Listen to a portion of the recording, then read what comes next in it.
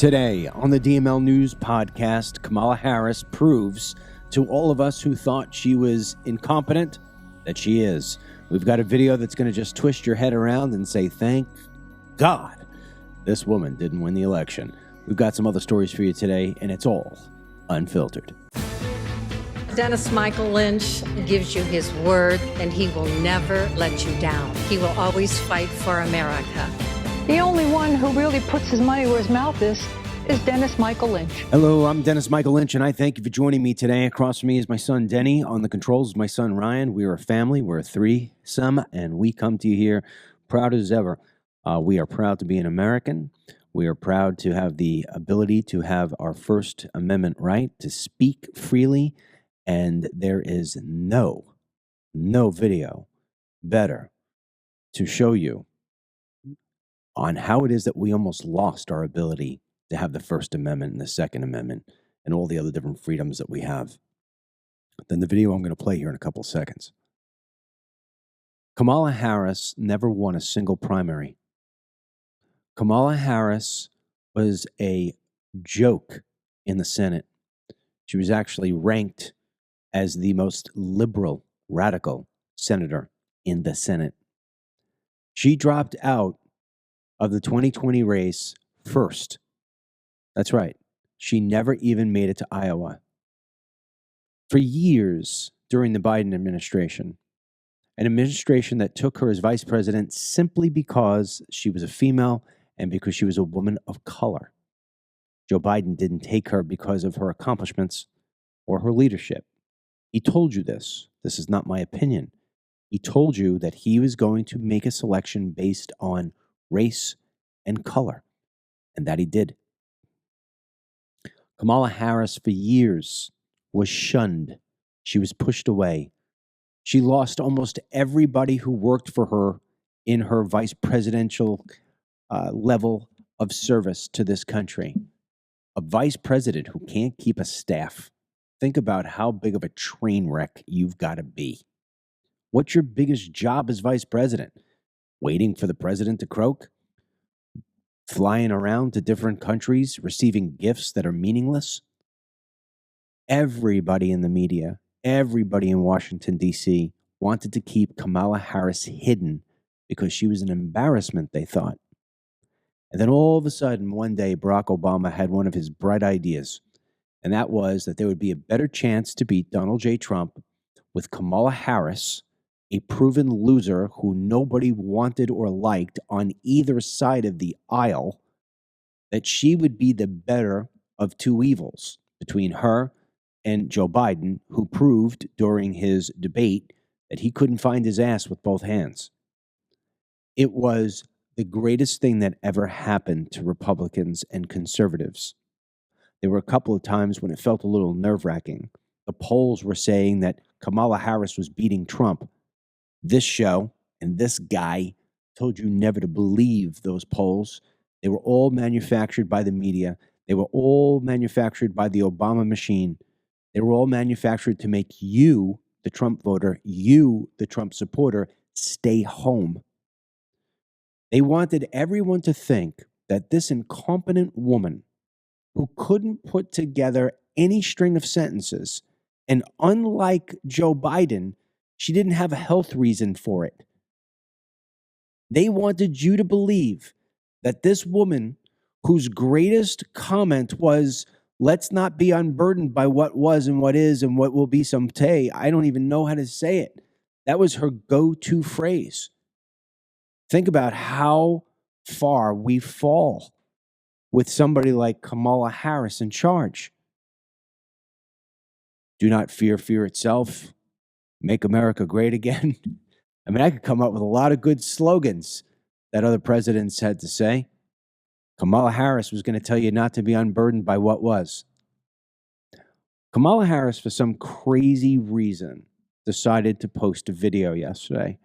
It's sort of her first coming out, if you will, since losing the election in a trounce.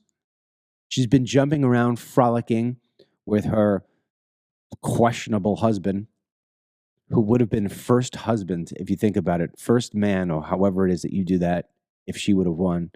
They've been jerking around in Hawaii. She comes back and puts out a video. Now, a lot of times on this show, I try to be sarcastic. I try to be funny. I try to be a little bit of a whippersnapper, as my grandmother would say. But this is one of those times where the video just speaks for itself. I don't need to say anything sarcastic or funny to try to make this video more of what it is. It so speaks for itself. Last night on X, I retweeted this video and I said, with the question, is it just me or is she 3 sheets to the wind? Meaning she was drunk. If not, maybe stoned. Then this morning, I decided to retweet it again, but this time from a different perspective. This time, when I watched the video, when I opened my eyes and I was laying in bed and I gave it a play and I showed it to my wife, it wasn't, my God, this woman must be drinking, to wash away her sorrow for blasting $1.3 million into the sewer system and coming away with nothing other than embarrassment. But I said to my wife, I said, we dodged a bullet. Our country was this close from dying. Had Kamala Harris won the election, our country would have died. If you don't believe me, listen to Kamala yourself. Play the video. I just have to remind you, don't you ever let anybody take your power from you. You have the same power that you did before November 5th. And you have the same purpose that you did. And you have the same ability to engage and inspire. So don't ever let anybody or any circumstance take your power from you. With Thanksgiving upon us, I am so thankful for the American people making sure that that woman had no chance of ever pressing a nuclear button. Denny, you know, the problem with her video there is that she thinks it's good. Because if it's not good, you don't put it out. Ryan had said something a little bit ago about this video. You know, he had said, like, I almost feel bad for her. And there's a part of me that does not feel bad for her. You asked for this. And then there's a part of me that just says, like, oof, no one in her staff had the wherewithal to say, maybe let's not record and post this. I mean, this would be equivalent to, and not to mention, she just got off a 2-week Hawaiian vacation, and yet she looks like that. But, you know, I think it'd be equivalent to if you were 3 sheets to the wind and we were out somewhere and you were like, you know, cocktailing it up and you're like, hey, boys, I want to record a podcast right now. Like, you know, hook up the mics. And, you know, we love you enough to be like, Dad, maybe this is not the time to record a podcast. Let's wait a few hours. No one in her staff or Dougie said, don't do this. I mean, it is bad. When I saw this, I thought maybe it was AI for a second. I mean, this had to be, she was feeling the moment and said, let's record this, but no one else was feeling it. And I'm, you know, I go back to what you just said about, you know, if I was 3 sheets to the wind, I said, hey, let's record a podcast. Maybe I was so forceful in saying to you, we're recording it. Well, what I would hope you would do is hold it back and let me burn off the cocktails and say to you, you didn't post that, right? And be like, of course we didn't, Dad. In this case, they not only recorded it, but they posted it, which leads me to believe that there's a little bit of hatred, if not a lot of bit of hatred for this woman, the people who are centered around her. She's got one of the highest turnover rates when it comes to staff. So it wouldn't be shocking to me. And you know it's bad too when like Harry Sisson and some of the other Democrat influencers won't even repost this video because it's just kind of like, wow, we dodged a bullet. Yeah. I'm pretty grateful too. And here's the thing. I mean, what I'd love to do, I mean, if I mean, Thanksgiving's a day when you're supposed to give thanks, give. Well, if Thanksgiving was one of those days where you can take, and you could say, here's what I want. You know what I'd love? I want to get the most eloquent, premier, famous people who all said they were voting for that train wreck. And I want to get them sitting in front of me. I want to play that video and say, where did you exactly find value in this woman? Where was it? Or was it merely just a vote against Trump? And that's what it was. It was a vote against Trump. Meanwhile, what Trump is doing right now with his tariff play is brilliant. We talked about this a little bit yesterday. We're going to pick it up again here today. Yesterday, we briefly spoke about the impact that tariffs have on Mexico and how it is that the Mexican president had tried to come back out with a statement that said, hey, you're going to put tariffs on us. We're going to put tariffs on you. And oh, by the way, we've got things like General Motors that are here and the Ford Motor Company. And if you're going to start tariffing them, Americans are going to lose jobs and Americans are going to wind up paying more for their cars. And then she had the audacity to talk about how that 70% of the guns that are found in Mexico are actually, coming from the United States of America. Well, here's the difference. When you look at the amount of people who are being killed in Mexico, yeah, you could have guns all day long, but those guns don't pick themselves up and kill people, all right? So we don't have that kind of thing here in the United States of America. And I'll tell you what, you want to make a deal? I'll make a deal right now. Ford and General Motors are coming back to Detroit. That's number one. And you don't have to worry. We won't put 25% on your avocados. All you have to do is stop the people coming through the border illegally. That's all you have to do. All you have to do. And as far as the drugs go, if you're not going to do it because you're afraid, we'll do it for you. That's what we'll do. We'll do it for you. But don't say that we're declaring war on you if we go after the cartels. We'll step to the side and let us clean it up. We'll clean it up. And so Trudeau is another one. The border up in Canada down to the United States, it's porous. I did a whole movie on this showing it. It's a thing called an ice bridge where the water between Canada and New York freezes over for many of the months during the winter. And what ends up happening is cars come across and people come across. And there are mosques right on the other side of that. And they just come over freely.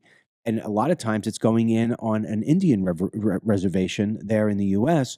So we don't even have a police presence.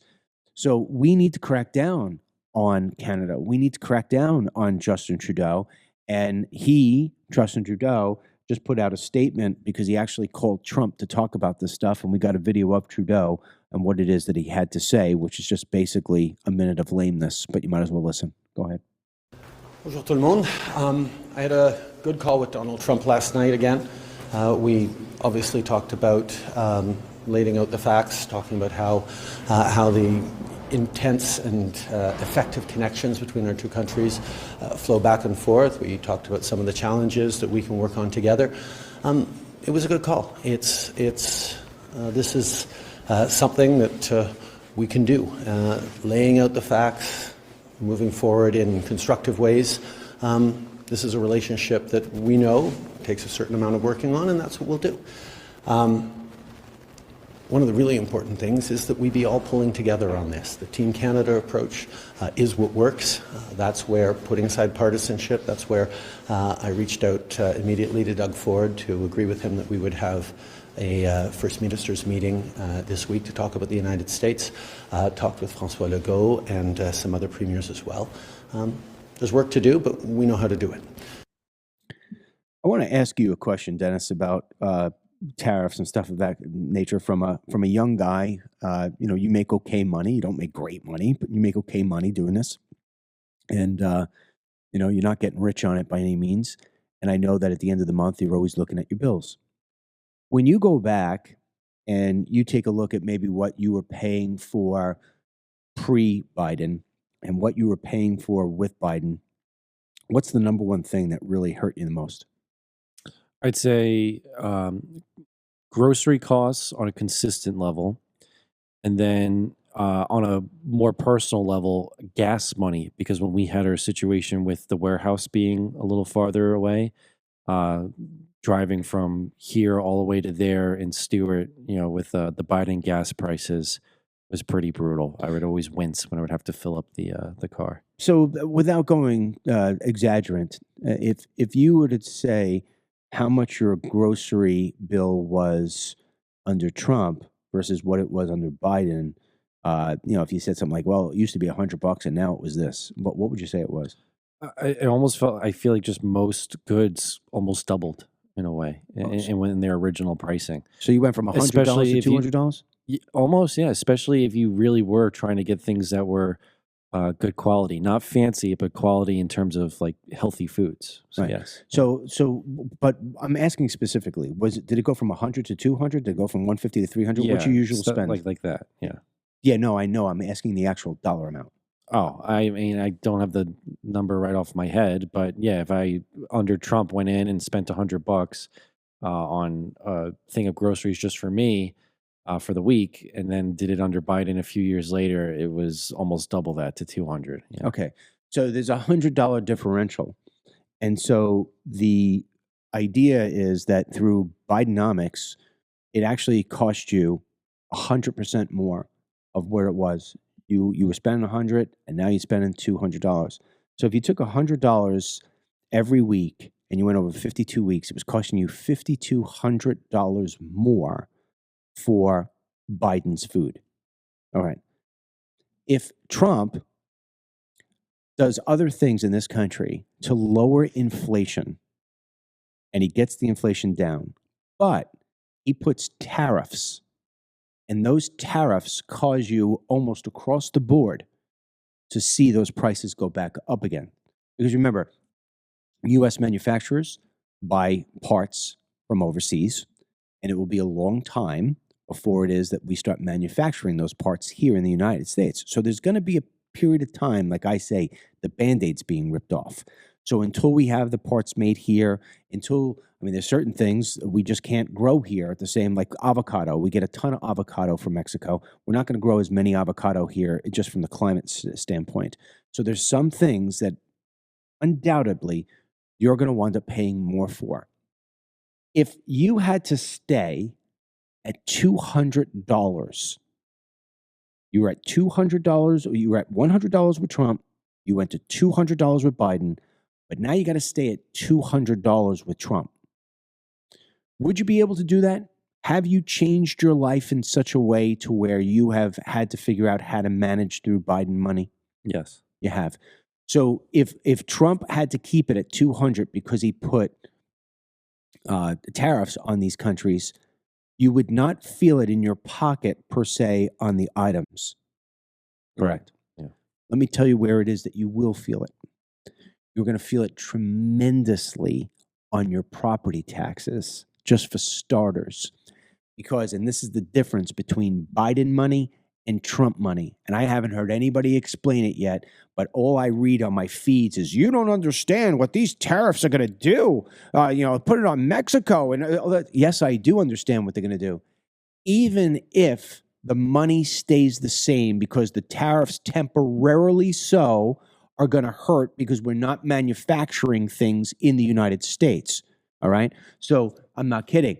Even if you said to General Motors and Ford, move your production back to the United States, they may turn around and say, well, I want to just let you know that every single last battery that we buy for our cars is coming from China. So we're going to still have an increase.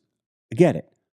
But what's going to happen now is that you are going to stop having 1 million to 2 million to 3 million illegal aliens coming into this country, and we're going to see tens of 20 million leave this country.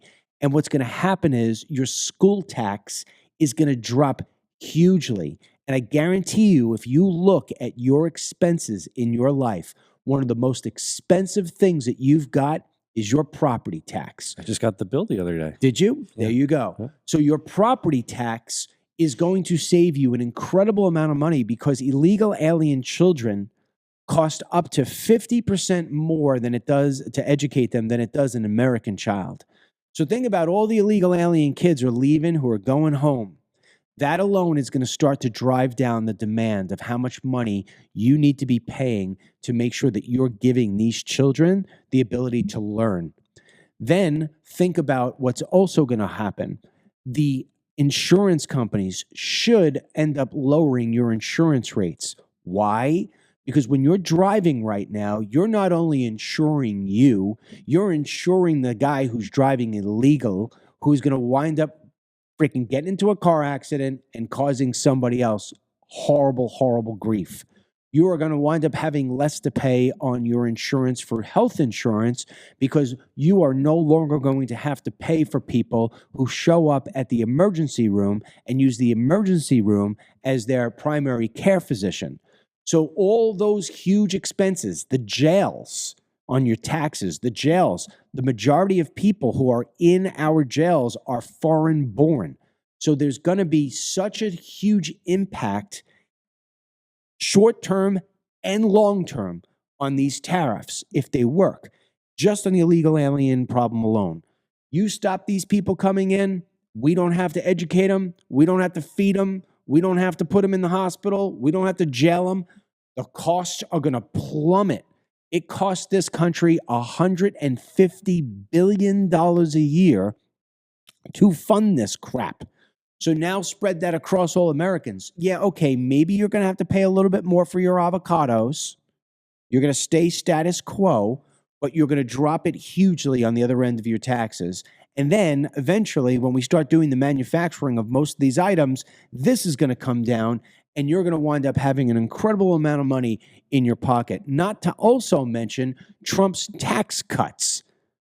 So when you put it all together, at first, it's going to feel like a Band-Aid. And at the end, you're going to never remember Joe Biden because you're going to have so much money in your pocket, not to mention drugs off the streets and illegal aliens back home.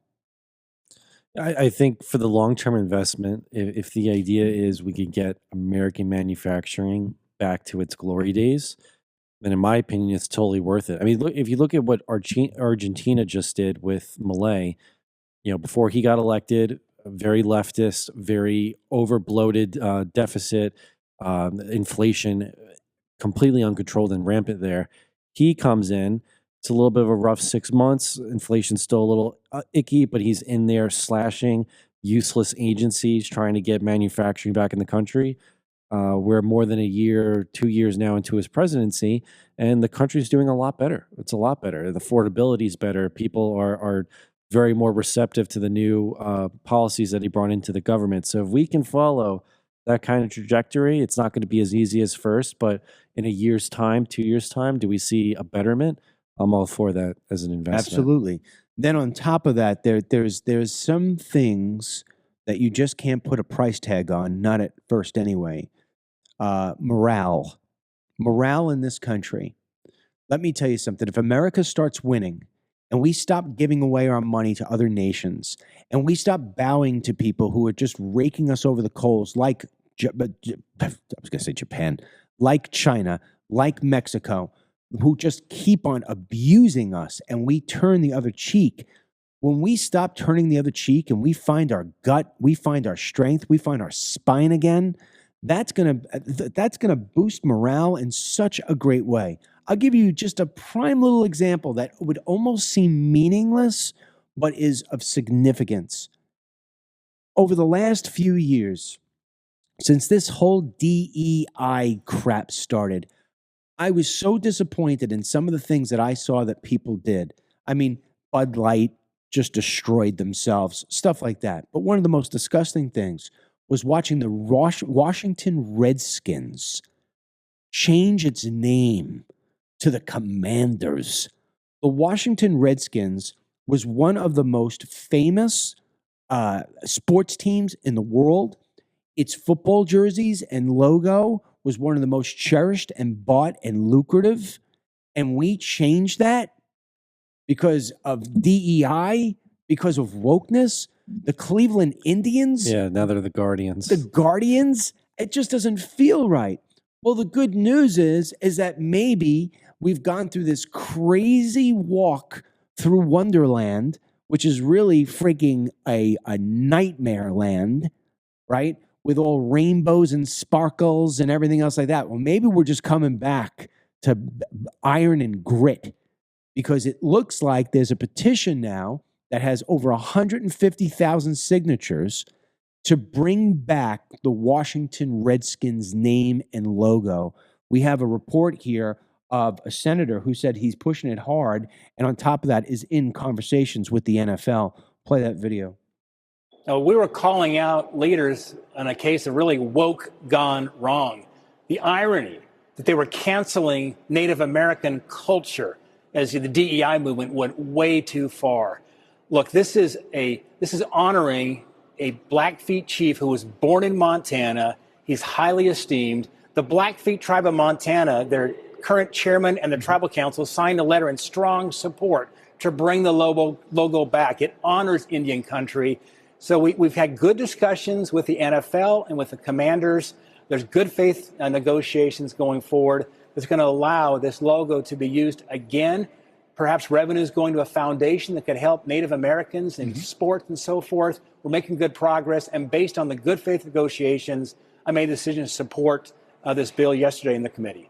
I know that they put a plaque up at Northwest Stadium honoring Wetzel and the logo. It'd be great to see it back on the helmets again. Senator, thanks so much for joining us. Really appreciate it. See, even with that report, I even get a little bit like, oh, come on. Like, oh, we're going to take money and we could dedicate the money and transfer the money over to help, Indian tribes. No. No, let them open a casino.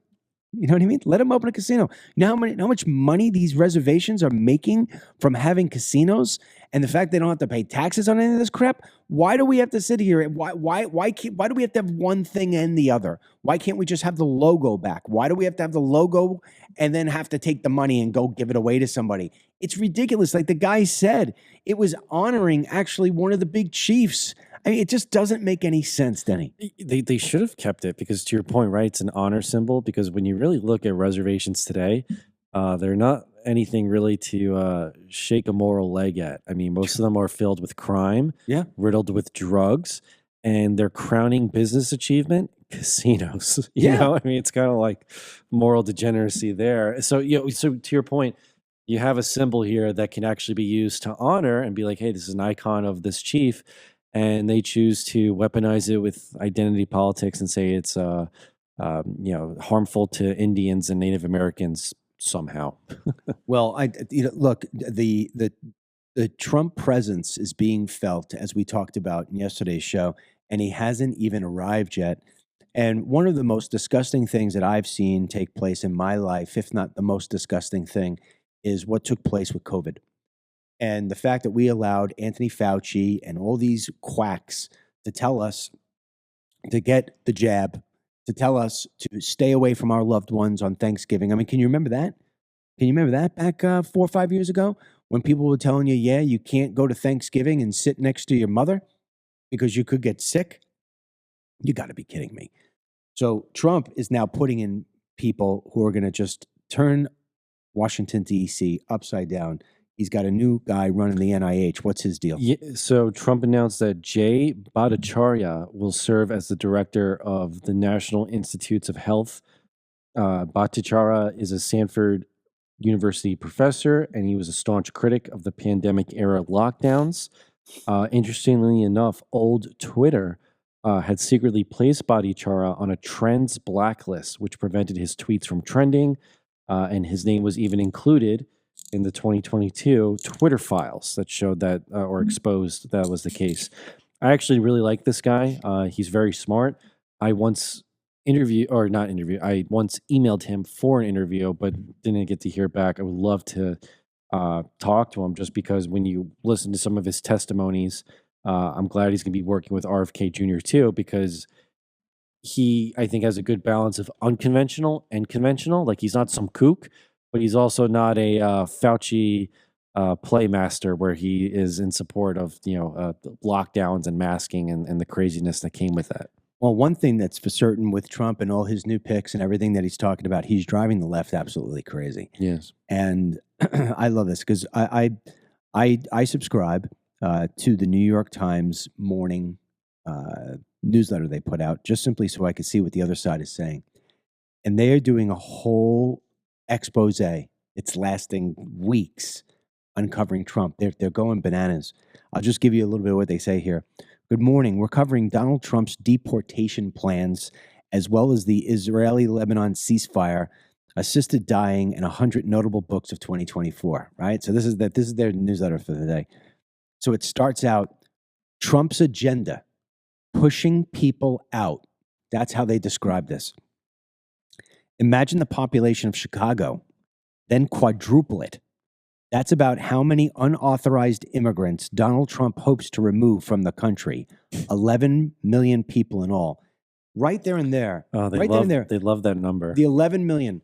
It has been 11 million going back to year 2000. That's the number they've been using since the year 2000. It's true. We were just watching some news channel the other day, and they had one of their immigration advocates on for an interview. Yeah. And you could tell she's just almost like reading from a script on her Zoom call. But again, that number, we need to protect the 11 million that might be suitable for deportation. Every time I hear that number, I'm like, I know Dad says 11 it. million. It's triple that at this point. It's more than triple. Yeah. It won't be easy. How will the government find all of these people? Where will they be held as officials process their cases? Will migrants' home countries take them back? And will lawmakers approve all the funding required? The Morning is running a series on the policies that Trump and his congressional allies will try to implement next year. Today's installment, we look at mass deportation. And I'm not going to read this whole thing. It's just such a struggle. It's such a struggle because they know that it's coming. These people are going freaking home. All right? Goodbye. See you later. And then they write like two of the things that are being impacted now that Trump's coming. New York City officials are considering closing a Brooklyn shelter that houses 2,000 asylum seekers. They fear Trump may cancel the lease for the shelter, which is on federal land. Beautiful. So 2,000 asylum seekers. Think about how many people that is that are being freaking serviced for free. And you're worried about tariffs? They're going home. You know how much money you're going to wind up saving? They're going home. Another one. And then your comment. Trump mentions Mexican migrant caravans to bolster his claims about the border. These groups rarely make it into the U.S. This is such a lie. This is the company who wind up getting a Pulitzer Prize for friggin' reporting about Russiagate, which turned out to be fake, and they just keep on layering down the bullshit. You know, I got to ask you, when it comes to the deportation matters, right? You got someone like Mayor Adams, who basically more or less is kind of saying, hey, I'm all for Big T over here coming in and deporting these guys. I've been saying for a while that this is a problem. I might be a Democrat, but you know that this is an issue. Get them out of my city. Mm-hmm. But then you got people like the governor of Massachusetts, Healy, that one Denver mayor who like makes it seem like it's going to be his life mission to block the ICE agents from. So that's my thing. When you have some of these crazier leftist politicians who are trying to pose this front, like we will not cooperate, we will, pose we will pose resistance. Is this really just them getting clickbait and award titling for like, oh, thanks for being an activist? Or are they really going to lay down their lines for illegal immigrants that they'll never even know the names to? I feel like they're all going to fold. But if you're a if you're a real tough guy, you don't have to say anything. You just do. It's the guy who flails his hands in the air and says, I'm going to kick your ass. Don't you dare, blah, blah, blah. And you just sit there and you look at him and then it's just pop, one shot. And that's the guy who always goes down. It's always the one flaring his hands and making the threats and everything else. That's the one you don't have to worry about. It's the quiet ones. That's the ones you have to worry about. So all these idiots who think they're tough and standing up and pounding their chest so this way they could get a clip on the evening news, I'm telling you, the best clip is going to be when we turn around and lock them up for aiding and abetting illegal aliens. It is going to be the greatest thing ever. All we need is one. And once we got that one video, you spread that throughout the United States of America, and all of a sudden, all these tough guys and tough chicks who are going to stand up for the illegal alien, wow, wow, wow. You watch it, guaranteed. In fact, the New York Times, I want to go back to the New York Times for a second. They're in such a freaking panic. So they're doing the whole thing here on deportations, how it's not going to work, how it's going to be so problematic. And they got a whole thing on climate change. I'm telling you right now, the two things that get a liberal totally shaking to the point of where like you think they're going to have a seizure is abortion and climate change. I mean, they are so stuck on killing the unborn. But at the same time they're so stuck on voodoo that there's some magical thing happening out there called climate change, and the water rose this much this year. I mean, these people, they're freaks. They could never get over the fact that Santa Claus really didn't exist. I'll never forget that, Ashley has a very close friend that is a staunch believer in climate change, human-induced climate change, meaning like we are the causes of and I just remember on a trip a few years back when you guys were in the same vicinity, the arguments that would be posed, and obviously you gave some very concrete, logical arguments as to why she was wrong, and yet just refusal to see the light. It's crazy when it comes to that too. Like they can't see that maybe it's a collective messaging effort by the liberal elites to try and get you invested in a worldwide problem. Like they just can't make that connection. Thank you.